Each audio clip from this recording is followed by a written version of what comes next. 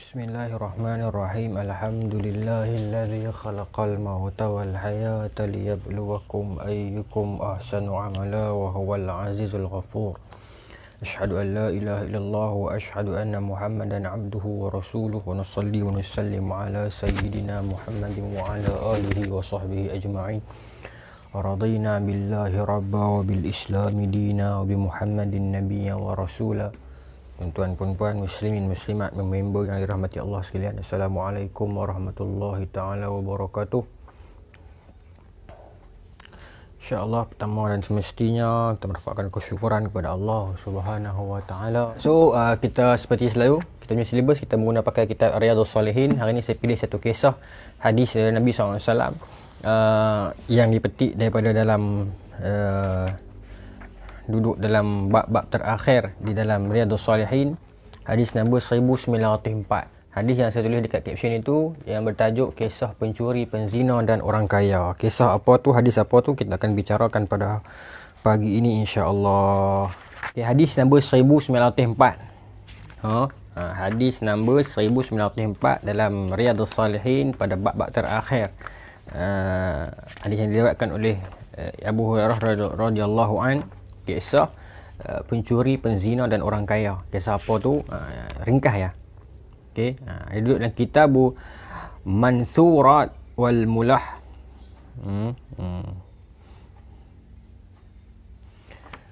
Tapi tak apa, saya cerita sikitlah. Hadis ni dia duduk dalam bab-bab terakhir dalam Riyadhus Salihin, duduk dalam kitab yang disebut sebagai, saya baca tadi tu, Al-Mansurat tu. Saya ulang sekali lagi nah. Kitabu Al-Mansurat wal Mulah.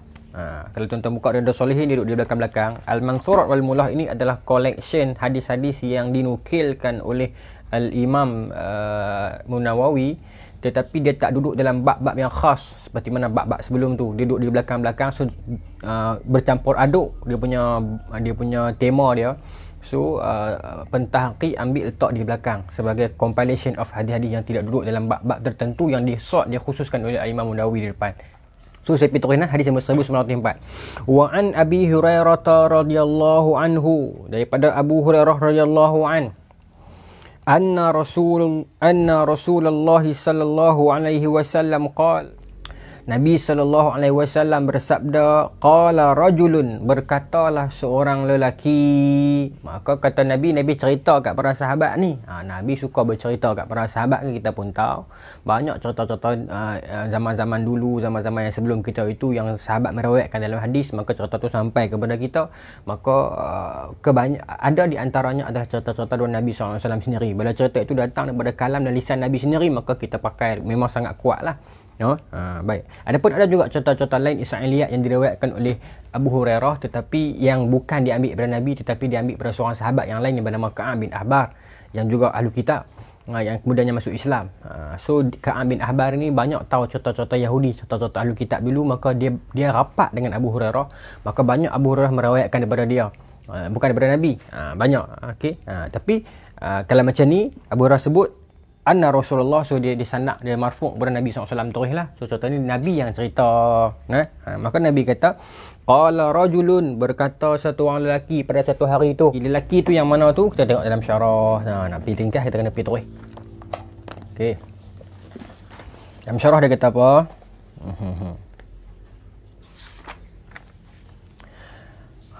Rajulun, siapakah rajulun ini?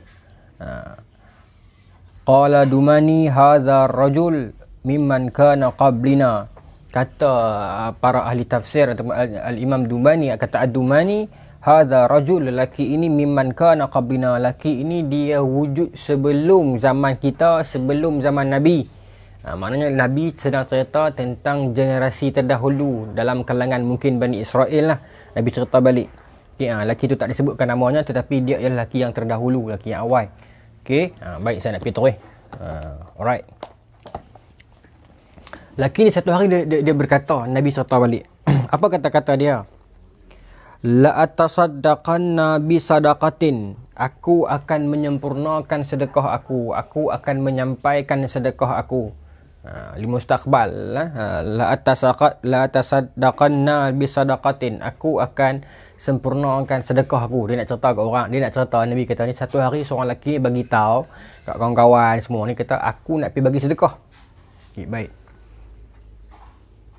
Okey. Fa kharaja bi sadaqatihi, maka malam tersebut dalam keadaan orang tak nampak dan tak tahu, dia keluar dengan sedekah dia, dengan duit yang dia nak sedekah itu. Maka fa wada'aha fi yadi sariq. Menarik. Hari ni pendek ya. Tu saya kata kita tak lama pun.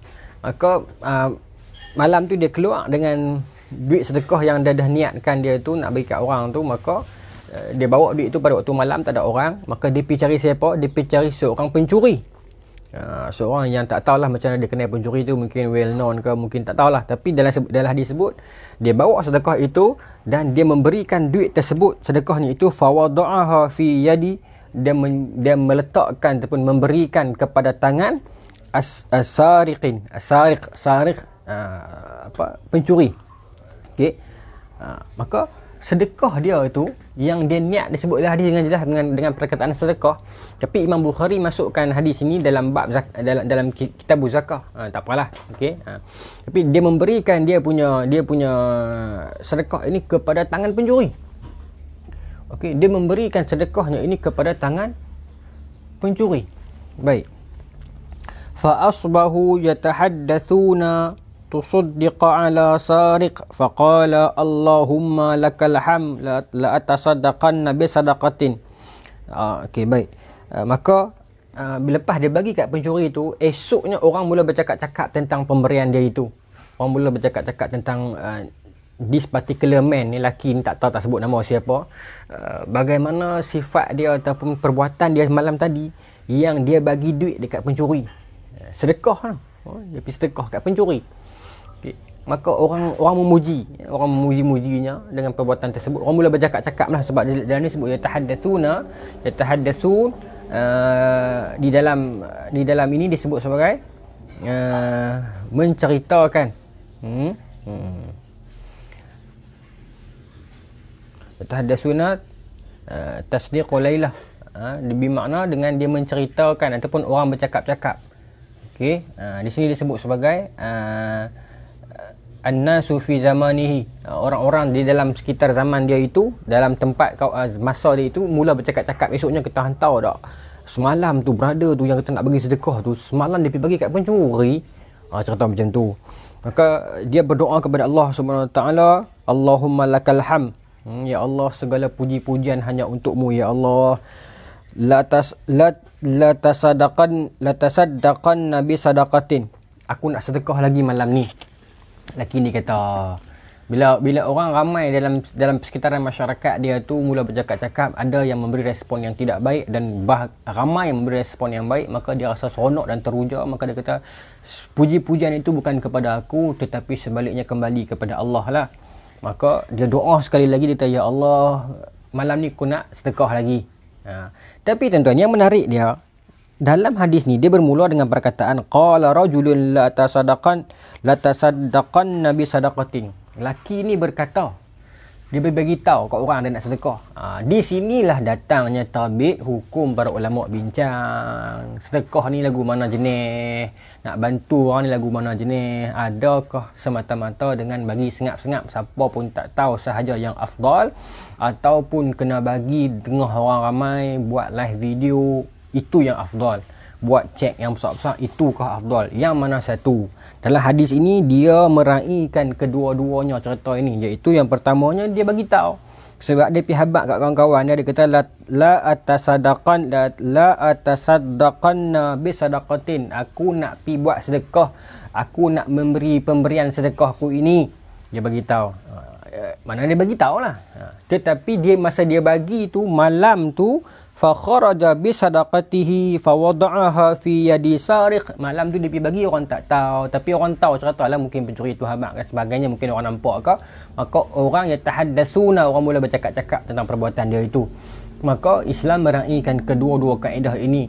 Asal nanti orang akan kata pula macam mana kalau riak dan sebagainya, itu penyakit, itu benda dalam kita bukan tahu.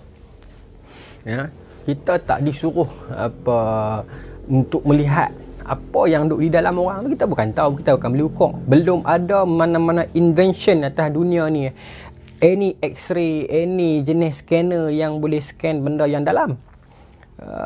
Dalam tu setakat organ boleh lagi lah. Dalam benda tu, nurani, hati tu mana ada orang boleh scan. So kita berlepas dari dia nak riak ke, dia nak apa ke, dia dengan Tuhan.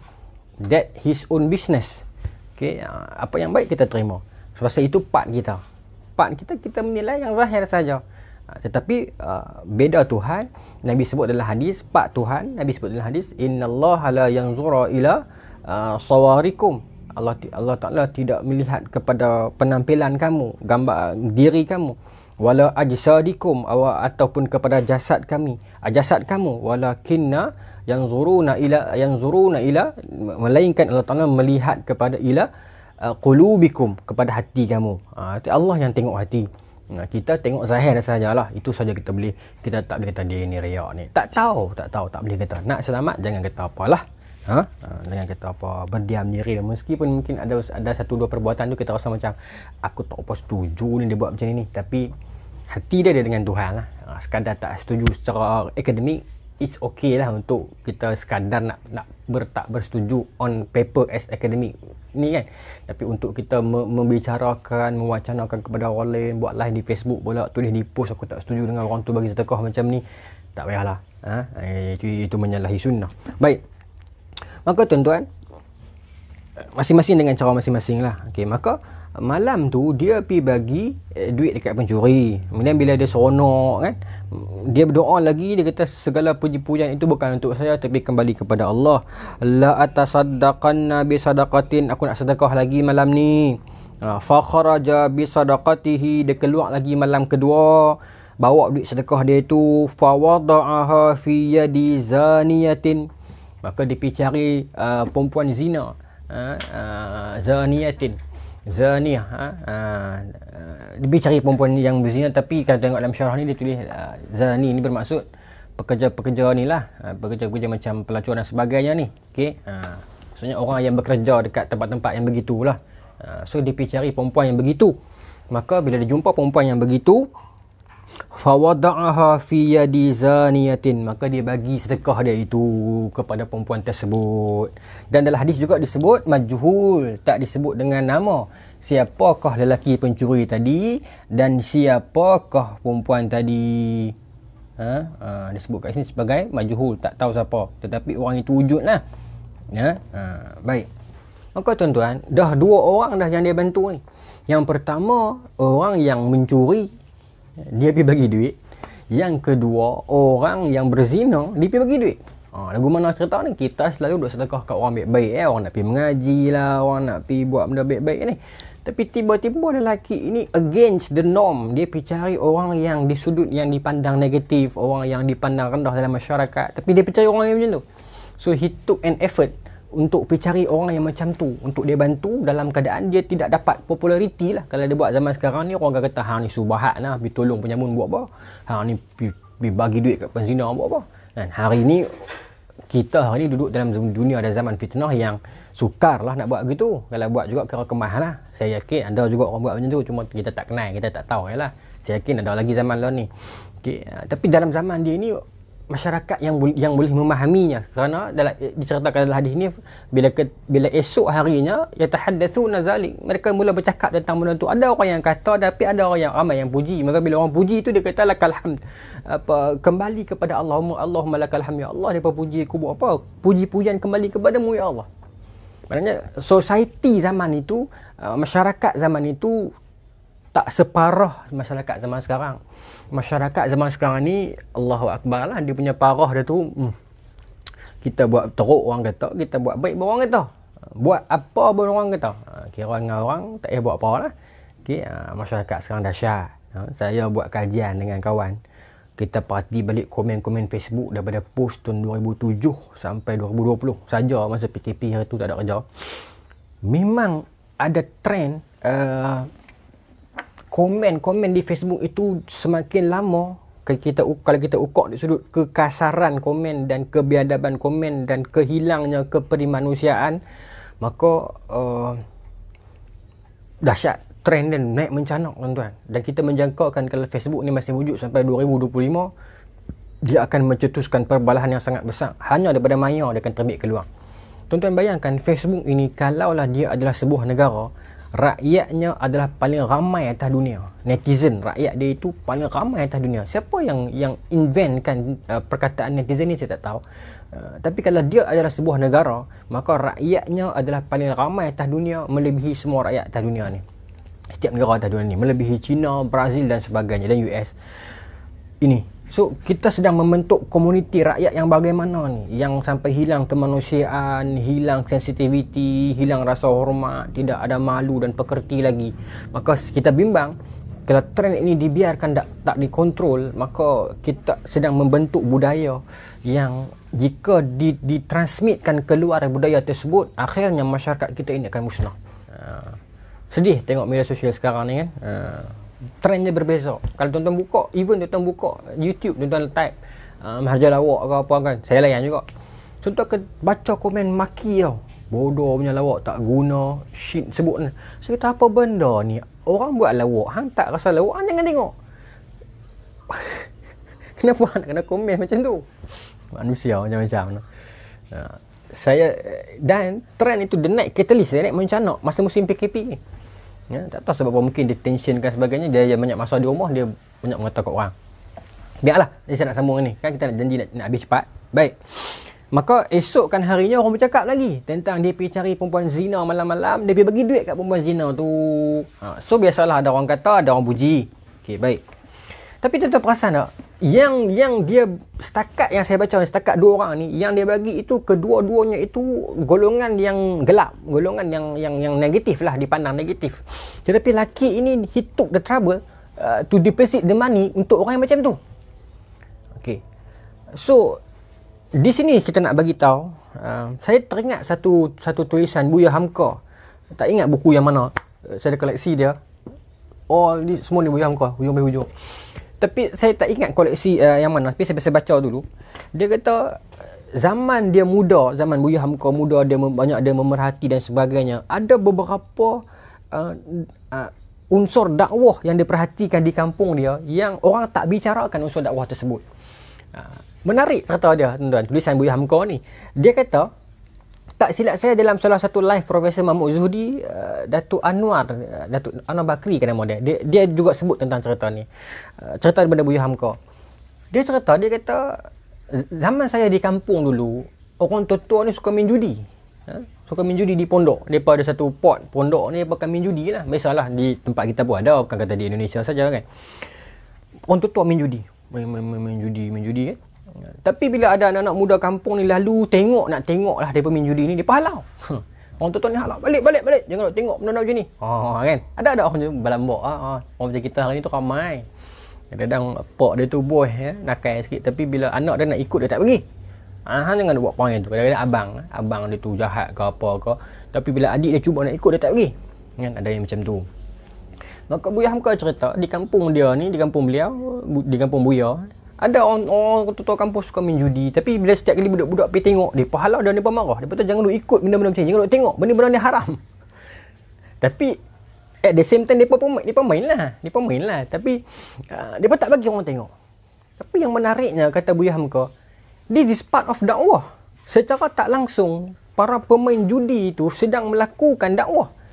Yalah, yang judi-judi lah, yang haram-haram, yang dosa-dosa. Tapi nak beritahu indirectly, dengan dia menegah budak-budak ni daripada tengok, dah bagi tahu hampa jangan dekat, jangan berani-berani bisa dekati sini. Macam tu lah kot. Jangan dekat, ni haram, jangan ikut dengan kami, pergi belajar. Indirectly they had done their part. Itu memberikan dakwah nahi anil munkar, mencegah kemungkaran. Meskipun dia melakukannya, bukan kita nak kata kita redha dengan perbuatan dia, tapi kata Buya, luahnya dakwah itu sampai tahap orang yang sedang duduk dalam lembah dosa pun sempat melakukan mencegah kemungkaran orang lain daripada melakukannya. Hebat. Dan kata Buya Hamka lagi, pernah satu ketika saya naik boat ronda, saya tak ingat, saya baca lama dah, ronda kawasan pulau ataupun tempat peranginan di Indonesia jugalah. Zaman dia muda ni, Buya Hamka, tuan-tuan baca buku dia, dia banyak memerhati. So naik bot di pulau, pusing ku, mungkin Danau Toba macam tu, saya tak tahu tempat yang spesifik di mana. Tiba-tiba lintas satu kawasan perkampungan, orang duduk di kampung-kampungan. Ada satu orang pemuda yang mandi dalam keadaan telanjang. Maka orang yang atas bot ni mostly pelancong. Pelancong ni dalam dan luar lah. Orang Indonesia banyak lah, tapi duduk di kawasan luar-luar yang nak tengok suasana kampung yang cantik tu. So bila tukang bot ni bawa bot lalu lintas ke kampung, nampak satu orang pemuda tengah mandi di tengah sungai tu, tengah danau itu, dalam keadaan telanjang. Ya, dalam keadaan telanjang. Maka orang-orang yang duduk atas bot ni pun tutuplah mata malu. Apa ni duduk pergi telanjang tengah-tengah orang duduk ni kan. Maka yang bawa bot tu kata Buya, saya dengar jelas, dia kata kerana saya masih muda, saya dengar jelas tukang bawa bot tu menjerit, makilah budak yang sedang mandi, pemuda remaja yang sedang mandi berbogel itu. Kata orang bawa bot ni, hang tak ada rasa malu ke? Hang tak nampak kami duduk atas bot ni? Ramai-ramai lalu kat sini. Hang tidak rasa malu ke? Kata orang yang bawa bot ni. Dan kata Buya, saya tersentuh dengan jawapan orang yang sedang mandi telanjang. Dia kata apa? Punya luasnya alam ini yang mata kamu boleh tengok atas, bawah, kiri dan kanan serta belakang, keliling kamu boleh tengok. Kenapa dekat batang tubuh aku juga yang kau nak tengok? Kata orang yang sedang mandi telanjang ni, dia kata luasnya tasik ataupun sungai ni ataupun lautan ni, tak tahu di mana kan, yang hang boleh tengok pokok, tengok ikan, tengok macam-macam lagi. Kenapa dekat batang tubuh aku yang nak tengok dah apa soal kan? Siapa yang cari siapa? Aku mandi di sini lama dah. Pergi sana. Dia suruh orang yang naik bot ni pergi. Korang pergi tempat lain. Maka kata Buya, sekaligus indirectly walaupun dia sedang mandi tu, dilihat seolah-olah macam dialah yang tak elok. Dialah yang malu. Dialah yang tak malu sebab mandi bogel macam tu. Tetapi kata Buya Hamka, sebenarnya yang bagus adalah yang tak betul kami, sebab kami pergi cari dia, kami pergi tengok dia. Dia tak salah sebab dia mandi seorang-seorang, tak pakai baju, bukan aurat. Aurat ni apa yang orang boleh tengok. Selagi orang tak tengok, tak ada lah. Maka dia mandi seorang-seorang dia, memang dia tak pakai apa-apa. Kami yang pergi lalu tengok dia. Tetapi situasi tu nampak macam dialah yang jelek, dialah yang tak malu, sedangkan kami yang salah sebenarnya. Secara tak langsung berada yang sedang mandi free show tu, dia menyampaikan dakwah. Dia kata punya luah muka bumi Allah Ta'ala ni, kenapa tubuh aku juga yang nak tengok? Boleh saja hang turut pejamkan mata dan korang pergi tempat lain. Kenapa aku yang nak tengok dah salahkan aku pula, sedangkan hang yang datang kepada aku? Wow. Kata Buya, semua ini mengasuh dia, menyedarkan dia bahawa dakwah itu luas. Dakwah itu luas. Dakwah bukan sekadar kita duduk di depan dan berceramah semata-mata. Dakwah juga atas perbuatan dan perilaku kita. Dakwah juga dengan kita punya sifat beralah kita. Banyaklah luas dakwah tu. Jangan kita sempitkan skop dakwah itu hanya kepada belenggu ataupun bebanan atas para asatidzah semata-mata. Sebenarnya dakwah itu luas. Ramai orang yang berdakwah dalam seni dan sebagainya. Okey. Sebab tu saya cuba sehabis baik dalam kehidupan saya yang berbaki ni, saya cuba untuk menceburi pelbagai ruang dan tempat untuk memasuki dakwah. Saya bukan daripada lapangan orang yang baik-baik. Saya bukan datang daripada kelompok yang baik, yang daripada orang yang betul-betul daripada pure budak agama, bukan. Jadi saya sempat memerhatikan, berkawan dan sebagainya, merasai pengalaman dan sebagainya. Maka kita melihat dunia dakwah dalam zaman moden ini perlu diluahkan lagi. Sebab tu saya mula menulis dalam tahun 2010 buku saya yang pertama. Masih ada sampai sekarang. Bertanya tentang Tuhan. Ya, saya tak ada semua koleksi lah. Yang kedua ini Khutbah Terakhir Rasulullah. Yang kedua 2011.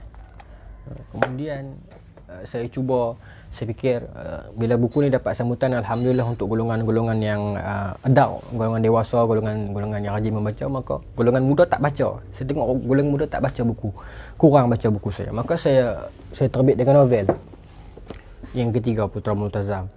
Kemudian bila saya rasa macam I need to do something more lah, saya nak raih, sebab saya bukan naik dalam kalangan saya ni anak ulama ke ataupun rupa parah apa pun, tak ada semua kan.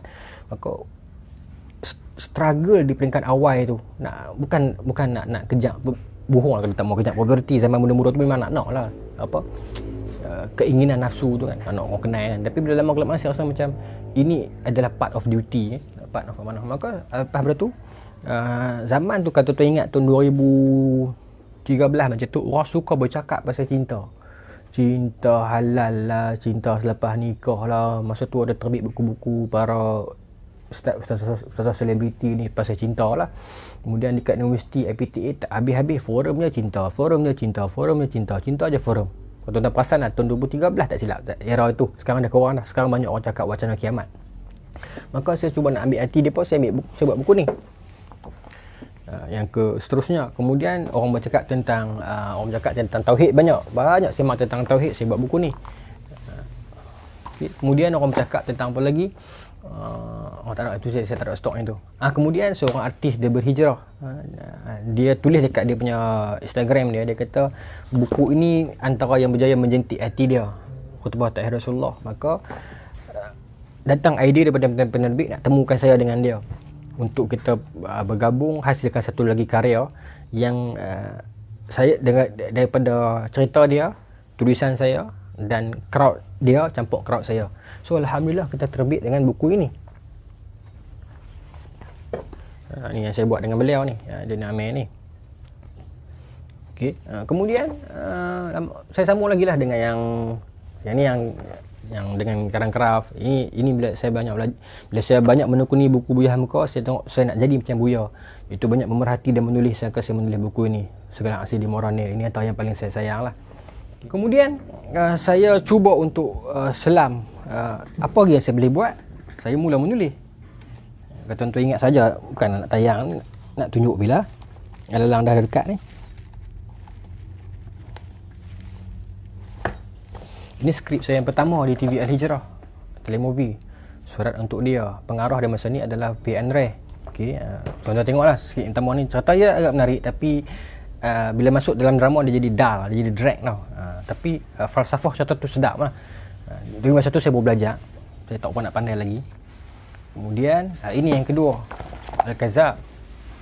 Al-Kazab di Astro Oasis masih diulang. Semua saya simpan. Kemudian inilah yang selalu orang sebut. Ini Nur. Saya setiap episod lah cerita Nur ni kan. Setiap ini berapa episod dah kita buat ni kan. Ni. Tujuannya tidak lain adalah saya betul-betul nak cuma nak tengok kat mana ruang hak boleh saya masuk. Target saya betul-betul orang muda lah, orang muda, dan tak tahulah memang yang mana ruang saya nak masuk yang kalau boleh kita mati pejam mata lah. Yang tu lah. Yang tu yang saya rasa macam nak sangat. Sebab tu masa saya dapat tawaran mula-mula untuk tulis Nur ni kan, saya rasa macam cerita ni macam against norm juga. Tapi kalau kita tak masuk, sebab yalah Samarinda ramai orang tengok kan, siapa nak mula, siapa nak ni kan. Maka pengarah Nur masa ni dan penulis skrip utama Abang Ijat adalah juga pengarah kepada telemovie saya yang kedua tu, Al-Kazab tu. Kita ada gabungan di situ. Tak tahulah, diri saya ada macam my own agenda lah. Saya nak anak muda, tu lah saya punya cita-cita. Baik, saya sambung cerita ni. So makanya apa yang Buya Hamka cerita tentang dakwah yang luas itu tadi, skop dakwah yang luas itu tadi, ada orang dalam filem, dalam seni, dalam muzik, dalam buku, dalam sajak, di dalam lukisan pun ada, di dalam macam kokom dia buat kan, dalam bentuk drama pendek, banyak dengan cara macam-macam yang cukup hebat. Luas dakwah tersebut. Macam Buya Hamka sebut tadi, orang yang sedang berjudi pun sedang memberi dakwah juga. Maka orang yang sedang dipandang rendah ni, lelaki tadi dalam hadis ni, dia pergi cari orang yang macam tu, orang pencuri itu untuk bagi sedekah, orang yang berzina itu untuk bagi sedekah. Baik. So, nombor 1, nombor 2 saya tak terlibat. So, baik. Kemudian malam ketiga. Okey. La atasaddaqanna bi sadaqatin, dia kata lagi, Allahumma lakal hamdu ala zaniyatin la tasaddaqanna bi sadaqatin. Ya Allah, segala puji kembali kepadamu, ya Allah, berkatilah hidup perempuan zina tadi tu. Malam ni kau nak keluar lagi bagi duit sedekah. Maka tuan-tuan, faqaraja bi sadaqatihi, malam ketiga dah dia keluar lagi bawa duit sedekah dia. Fawada'aha fi yadi ghaniyin. Yang ni lagi menarik. Dia bawa duit sedekah tu, dia pergi cari siapa tu agak-agak? Ghaniyin, orang kaya. Dia pergi cari orang yang kaya, yang ada duit, yang tak memerlukan kepada duit sedekah dia lagi tu. Bahkan mungkin lelaki tu lagi kaya daripada dia. Tapi dia pergi cari orang kaya tu, dia sedekah kat orang kaya tu. Ya. Fa asbahu yatahaddathuna tusaddiq ala ghaniyin faqala Allahumma lakal hamd ala Allahumma lakal hamd ala sadiq wa ala zaniyatin wa ala ghaniyin. Maka hari ketiga esok paginya, hari keempat tu, maka mereka mula bercakap-cakap lagi lah. Semalam awak dia bagi kat orang kaya pula. Orang tu lagi kaya daripada dia. Dia bagi duit kat orang kaya tu. Maka ada yang kata kat dia, ada yang puji dia. Biasalah manusia ni. It's always ada hitam dan putih. Hitam dan putih kehidupan. Orang jarang melihat di antara hitam dan putih itu adanya kelabu dan sebagainya. Maka hari keempat, orang mula bercakap lagi. Maka dia angkat tangan dan doa, Ya Allah, Allahumma lakal hamd, Ya Allah, segala puji-pujian kembali kepadamu, Ya Allah. Kalau ada orang puji aku ni, Ya Allah, berkatilah, lakal hamdu ala sariq wa ala zaniyatin wa ala ghanin. Ya Allah, berkatilah puji-pujian kepada orang yang mencuri tadi tu, orang yang berzina tadi tu, dan orang yang kaya malam tadi tu. Okey. Maka dia berdoa macam tu. Jadi tuan-tuan, yang dibuat oleh lelaki ini betul ataupun salah? Pergi bagi sedekah dekat pencuri, pergi bagi sedekah dekat penzina, dan pergi bagi sedekah kat orang kaya. Maka disebut kat dalam ni, wa fa'utiya faqila lahu. Fa'utiya ni dia telah datang kepadanya. Bukan fa'ata ni dia main, tapi fa'utiya, something or somebody telah datang kepadanya. Okey, kalau tuan-tuan tengok dalam syarah ni disebut macam ni. Fa'utiya bisiqah al-majhul. Yalah, utiya ni di syirah majhul, dia tak tahu siapa yang pi. Tapi telah datang kepadanya, telah datang itu. Siapa itu? Majhul. Dia bagi syirah majhul. So, dalam ni ulama bincang kata wa kana dzalik fil manam. Dan ulama para penafsir hadis, pensyarah hadis menyatakan kemungkinan adalah dalam mimpi. Sebab dia mungkin bukan seorang nabi, sebab kalau nabi mungkin wahyu kepada dia, tapi dia melihat perkara tersebut dalam mimpi dia. Wa kana zalik fil manam. Fa fi mustaqraj Abi Nu'aim, ulama Imam Abu Nu'aim mengatakan dalam mustaqraj dia, mengatakan fa ata fi manamihi, telah datang kepadanya di dalam mimpinya. Apa dan siapa yang datang tak berani kata. Ada yang mengatakan suara, ada yang mengatakan malaikat dan sebagainya. Tapi yang pasti datang dalam mimpinya. Apa yang datang tu? Sesuatu yang datang dalam mimpi dia dengan sirah majhul, datang ke dalam mimpi lelaki tersebut pada malam keempat. Lelaki tersebut ataupun sesuatu ataupun something tersebut yang datang ke dalam mimpinya itu memang bagi tahu dekat lelaki ni, ya rajul, wahai lelaki, okey, amma sadaqatuka ala sadiq. Maka datang sesuatu ke dalam mimpinya ini dan panggil dia dalam mimpi dia dan beritahu kat dia, sesungguhnya ataupun amma ni adapun sadaqatuka ala sariqin, adapun sedekah kamu kepada pencuri malam pertama itu, adapun sedekah kamu kepada pencuri, fala'allahu an yasta'iffa an sariqatihi, sesungguhnya sedekah kamu kepada pencuri pada malam pertama itu telah menghalangnya daripada mencuri lagi pada malam itu. Dia nak pergi keluar curi sebenarnya tu, tetapi dengan duit sedekah yang awak bagi dekat dia, dia tak jadi mencuri pasal dia dapat duit yang halal. Benar ni bagi tahu kat dalam surah. Wa amma zaniyatu, dan adapun kepada wanita zina itu, fala'allaha nasta'ifu an zinaha, sedekah kamu kepada penzina itu pada malam tersebut telah menghalang dia untuk melakukan perbuatan zinanya, kerana dia melakukan perbuatan tersebut kerana tak ada duit untuk pendapatan, untuk menyara kehidupannya dan anak-anak kalau ada. Maka dia terpaksa buat benda tu, bukan dia jahat pun. Tapi orang tak pandang dia. Kalau dia pergi minta bantuan dekat Baitul Mal, apa akan beritahu, kenapa awak mengisi borang ni minta bantuan? Kerana saya berzina. Nah ya tuan-tuan, kena kecam lah. Jadi yalah, zaman sekarang kita boleh kata lah, takkan tak ada kerja lain boleh buat. Betul juga kan. Tak apalah, saya tak mau pergi pada isu-isu yang macam tu. Tapi dalam hadis ni berkata, sedekah kamu kepadanya pada malam itu telah menghalangnya daripada zinanya. Kalau dia dah ada duit, so dia tak buat. So kalau memang perempuan ni dia buat dengan betul-betul kerelaan, dengan betul-betul minat dan hobi, memang cita-cita daripada kecil, kerjaya yang diimpikan adalah jadi seorang pelacur, maka kalau lelaki tu bagi duit kat dia pun, dia tetap pergi buat kerja dia. Tapi kenapa dia balik selepas dapat duit tu? Bermaksud dia memang tak mau buat kerja tu. Dia memang tak rela buat kerja tu. Tapi mungkin zaman dia itu tak ada peluang pekerjaan yang banyak, perempuan kan bukan ada kerja office macam sekarang kan. So tak ada tanah untuk cucuk tanam dan sebagainya, maka dia terpaksa bekerja demikian. Maka bila lelaki ni bagi duit kat dia malam tu, dia tak pergi buat kerja dia balik ke rumah. Maka nak bagi tahu betapa dia tak mau buat kerja tu. Kalau dia betul-betul nak buat, dia akan pergi juga kan, walaupun dapat duit. Baik. Tak apalah, kita faham. Yang mencuri tu ialah secara logically ni, kalau dia tak suka mencuri, dia dapat duit tu, dia tak pergi curi dah. Macam lelaki yang tadi. Dan yang begitu juga dalam kes orang yang berzina ni. Tetapi yang ketiga ni kita tak faham. Pasal apa yang dia pergi bagi duit kat orang kaya? Apa solution dia? Apa jawapan dia? Apa hikmahnya? Maka disebutkan dalam hadis, wa amal ghaniyu, adapun kepada orang yang kaya itu, fala'allahu ya'tabiru fayunfiqa ya'tabiru, yang menarik ya'tabiru, mudah-mudahan agar itu menjadi cerminan, iktibarun, iktibar ke atasnya, fayunfiqa mimma atahu Allah, agar mudah-mudahan sedekah yang engkau berikan kepada orang kaya itu, meskipun dia tak memerlukannya, dia mungkin tidak memerlukan sedekah daripada kamu, tetapi dia memerlukan pedoman ataupun iktibar ataupun contoh daripada kamu, agar dengan sedekah kamu itu menjentik hatinya. Nak bagi tahu orang yang lebih susah daripada kamu pun memberi sedekah, kamu yang kaya tak boleh bagi. Maka mudah-mudahan sedekah kamu kepadanya itu dapat menjadi cerminan, jentikan, iktibar kepadanya, agar dia pun melakukan fayunfiqa mimma atahullah, agar dia pun menginfakkan apa yang Allah Ta'ala anugerahkan kepadanya selama ini, dia pun mula bersedekah.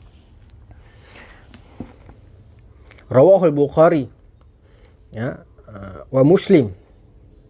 Tapi Imam Bukhari meriwayatkan dengan disebut ni, rawahul Bukhari bil lafzihi wa Muslim bi ma'nahu.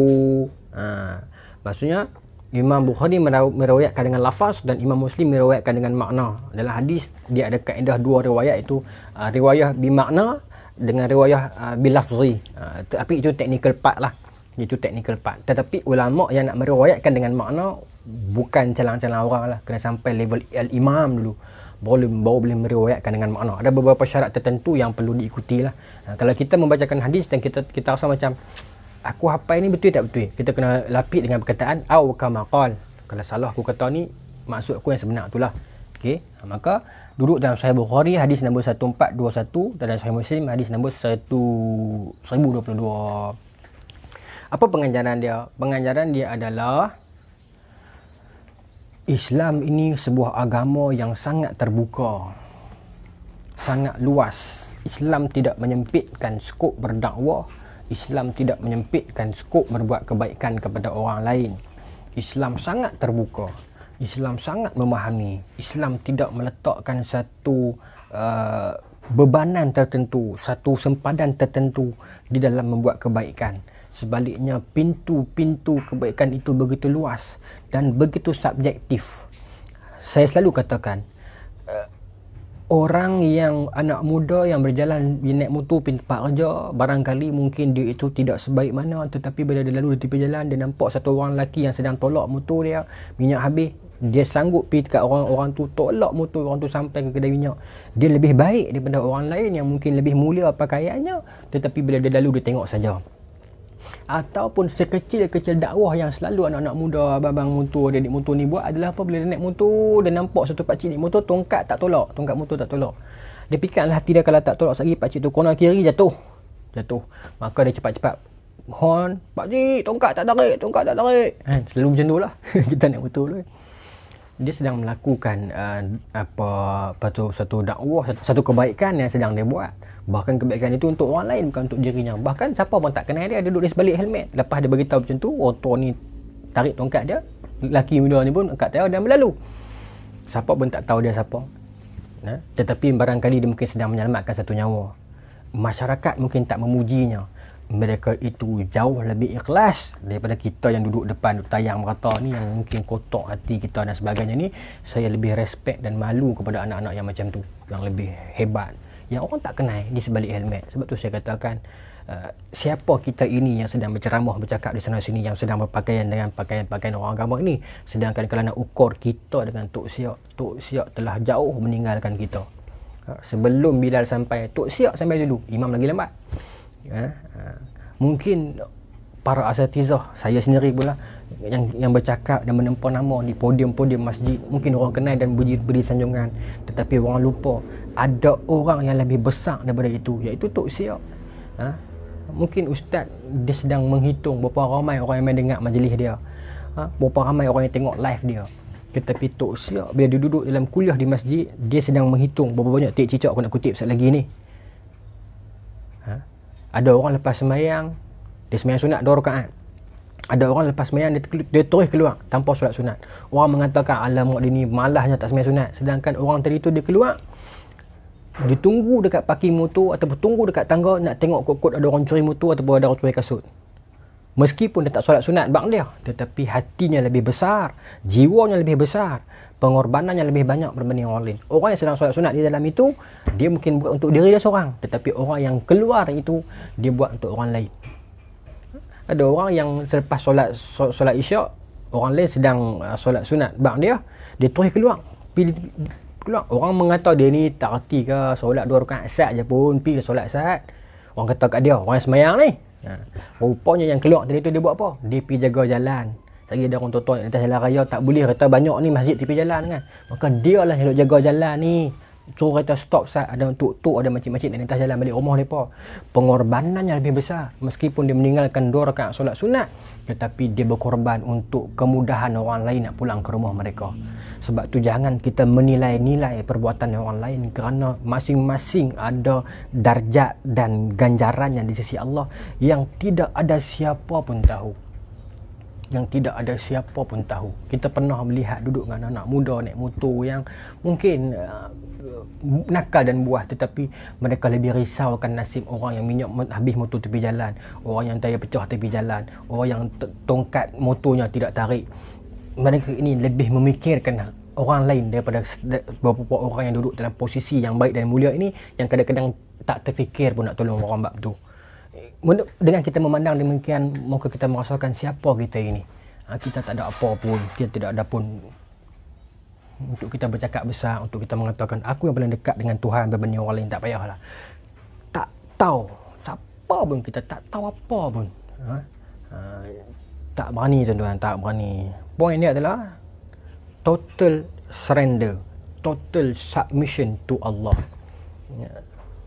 Selebihnya kita buat adalah apa yang kita rasa baik. Selebihnya Allah lah yang mengukurnya. Kita tidak ada hak apa-apa untuk bercakap apa-apa. Jadi terima kasih banyak-banyak di atas tontonan dan responan daripada tuan-tuan. Mudah-mudahan dengan hadis yang ringkas ini, kisah yang ringkas ini dapat memberikan kita satu jentikkan rasa dan hati bahawasanya kebaikan itu luas dan subjektif, dakwah itu luas dan subjektif. Tidak ada siapa pun mulia atas dunia ini melainkan dengan takwanya. Dan takwa itu tidak ada siapa pun tahu melainkan Allah. Jadi bila kita tidak tahu, kita buat tak tahu sudah. Masing-masing orang baik belaka ni, masing-masing orang ada rahsia belaka ni, kita tak tahu. Masing-masing orang ada amalan tertentu dalam diam yang kita tidak tahu. So jangan cepat kita merendahkan orang lain, jangan cepat kita meremehkan orang lain. Jangan kita menabik, kita mengatakan oh saya bukan macam ni, saya jenis saya jaga, saya tak payahlah. Orang lain pun ada amalan dia, cuma dia tak cerita kat kita ya. Kadang-kadang saya tak boleh dengar orang sembang macam tu, rasa macam oh saya tak payahlah. Kadang-kadang orang yang bercakap lugu tu, kadang-kadang ada banyak perbuatan mereka yang lebih baik daripada orang bercakap anak hantar. Kadang-kadang lah. Maksudnya kebaikan itu tidak terletak pada anak hantar, dan kejahatan itu tidak terletak pada lu dan gua. Dia terletak pada tubuh badan dan hati orang tu sendiri. Apa yang dia buat, apa yang dia niatkan, dan sejauh mana kebergantungan dan keakraban hubungan dia dengan Allah, kita tak tahu. Wallahu ta'ala alam. Terima kasih banyak-banyak sahabat. Mudah-mudahan pagi ni konsep macam tazkirah sikit lah, ringkas. Kita dapat amal dan sampaikan. Siapa yang boleh sampai tempat kerja, selamat bekerja. Saya pun nak start kerja dah minggu depan. Tak ada buat dah pagi-pagi macam ni. Terima kasih banyak-banyak. Assalamualaikum warahmatullahi taala wabarakatuh.